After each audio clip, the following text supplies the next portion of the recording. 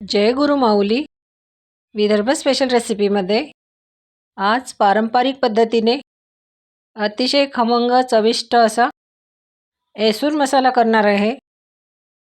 रस्सा भाज्यांना थोडा घट्टसरपणा येण्यासाठी, सुक्या भाज्या खमंग होण्यासाठी हा मसाला वापरतात। ऐसूर मसाला करण्यासाठी लागणारे साहित्य मी या चमच्याने मोजून घेत आहे।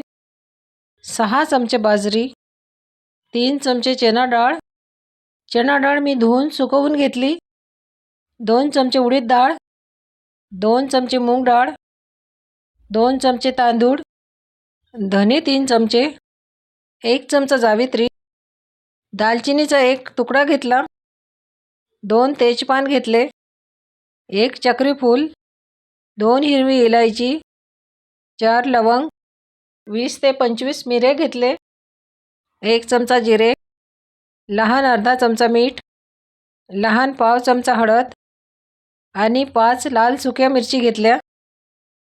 आपण कमी प्रमाणात ऐसूर मसाला करत आहे म्हणून साहित्य कमी प्रमाणात घेतलं। सुरुवातीला कमी प्रमाणात करून बघा, ताज्या मसाल्याची भाजीला चव छान येते। सर्वात आधी खडे मसाले भाजून घेते। जावित्री, हिरवी इलायची, चक्री फूल, लवंग, मिरे, जिरं, दालचिनी, तेजपान, लाल सुक्या मिरची। लो फ्लेमवर हा मसाला खमंग भाजून घ्यायचा। ऐसूर मसाल्यापासून तुम्ही पाहिजे ती रस्सा भाजी करू शकता। रस्सा भाजीची चव दुपटीने वाढविणारा हा मसाला आहे। मसाला खमंग भाजून झाला, काढून घेते। धने भाजून घ्यायचे आहे, लो फ्लेमवरच भाजायचे, लवकर भाजले जातात। काढून घेते। यानंतर 2 चमचे मूग डाळ, 2 चमचे उडीद डाळ, 2 चमचे तांदूळ खमंग भाजून घ्यायचे।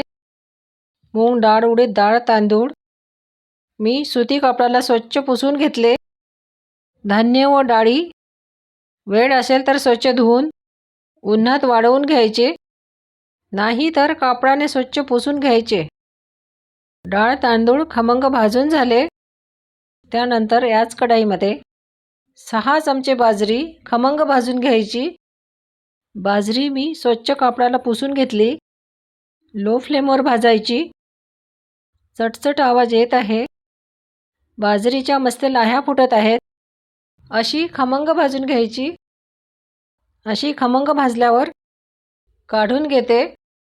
यानंतर 3 चमचे चणा डाळ खरपूस भाजून घ्यायची। हा मसाला भरपूर दिवस टिकण्यासाठी सर्व डाळी, धान्य, मसाले लो फ्लेमवर खमंग खरपूस भाजायचे। हे भाजताना तेलाचा वापर करायचा नाही। पारंपरिक पद्धतीने तेलाचा वापर न करता हा कोरडा मसाला तयार करायचा आहे। डाळ मस्त खमंग भाजली। भाजलेला सर्व मसाला थंड करून घेतल्यावर एका मिक्सरच्या भांड्यात काढून घ्यायचा।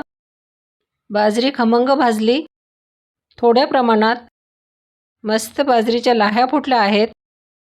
मसाला कमी प्रमाणात आहे म्हणून मिक्सरमध्ये बारीक करत आहे। जास्त प्रमाणात असेल तर गिरणीमधून दळून घ्यायचा। सर्वात शेवटी यामध्ये लहान अर्धा चमचा मीठ, लहान पाव चमचा हळद हे बारीक करून घ्यायचं आहे। अशा सोपे रेसिपी बघण्यासाठी सबस्क्राईब केले नसेल तर प्लीज सबस्क्राईब करा, रेसिपी लाईक करा। मिक्सरमध्ये बारीक केलेला मसाला गाळून घ्यायचा आहे। मैद्याच्या चाळणीने गाळायचा नाही, पीठ गाळणीने गाळायचा। मी या चाळणीने गाळत आहे। गाळल्यानंतर असा चाळणीत जाडसर राहिलेला मिक्सरमध्ये पुन्हा बारीक करून घ्यायचा। असा एकसारखा मसाला तयार करून घ्यायचा। हा तयार मसाला कोरड्या बरणीमध्ये भरून ठेवायचा आहे।